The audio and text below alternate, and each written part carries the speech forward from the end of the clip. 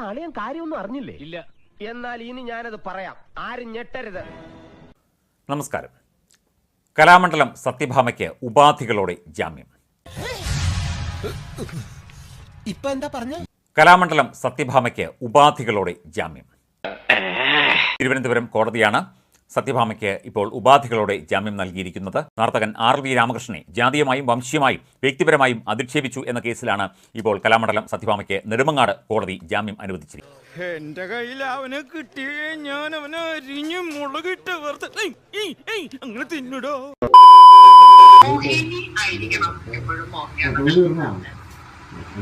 ഇയാള് കണ്ടു കഴിഞ്ഞാല് കിടന്നാണ്.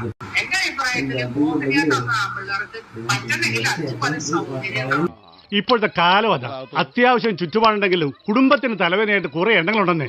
ഇവനൊക്കെ മുക്കാലിൽ കെട്ടി ചാട്ടവാറിനടിച്ച് നാട് കടത്തണം. അന്വേഷണ ഉദ്യോഗസ്ഥൻ ആവശ്യപ്പെടുന്ന പക്ഷം ഹാജരാകണം. ഇത്തരം കുറ്റകൃത്യങ്ങൾ ആവർത്തിക്കരുത്, കേസുമായി ബന്ധപ്പെട്ട സാക്ഷികളെ സ്വാധീനിക്കരുത് എന്നിങ്ങനെ 3 ഉപാധികളോടെയാണ് കോടതി ജാമ്യം അനുവദിച്ചത്.